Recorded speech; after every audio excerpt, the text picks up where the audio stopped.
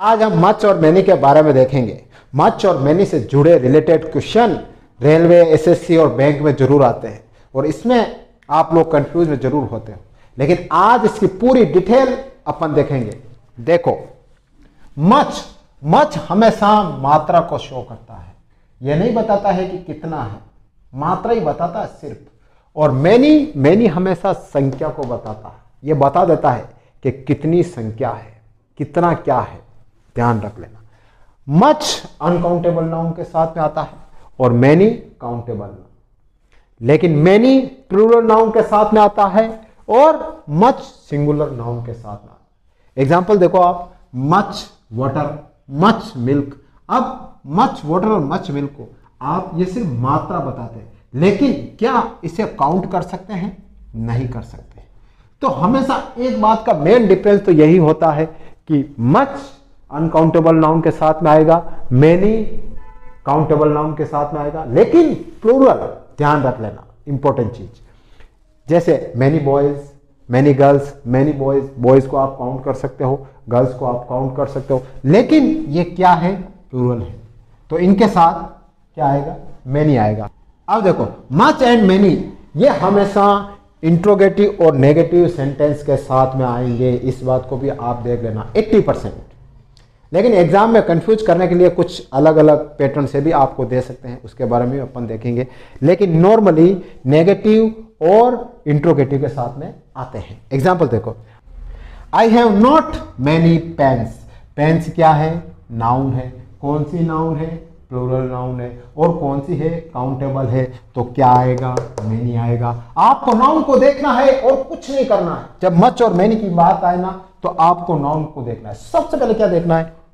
Count कर सकते हैं या नहीं काउंट कर सकते? काउंट कर सकते हैं तो मैनी, नहीं काउंट कर सकते हैं तो मच। पेन, फिर ये क्या है? प्लूरल नाउन है, तो मैनी लगाना है आपको। और एग्जांपल देखो, हैव यू मैनी पेंसिल्स? क्या तुम्हारे पास बहुत सारी पेंसिल्स हैं? अब पेंसिल्स क्या है? नाउन है। कौन सी नाउन है?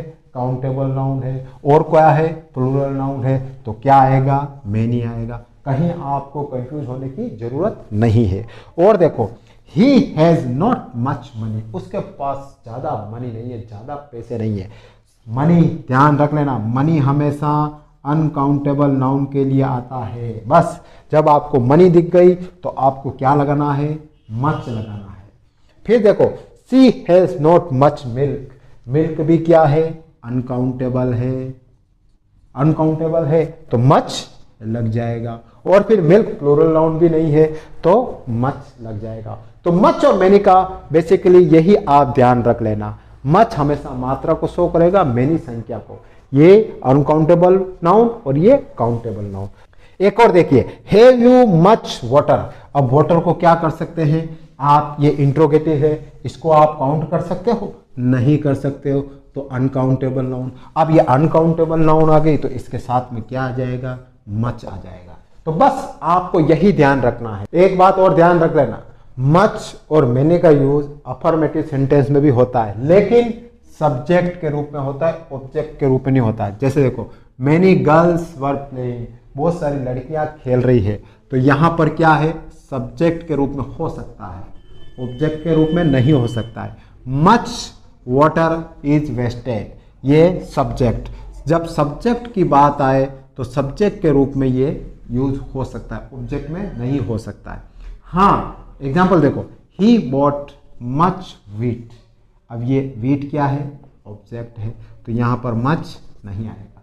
तो अफर्मेटिव सेंटेंस में भी मच और मैनी का यूज हो सकता है, लेकिन सब्जेक्ट के रूप में।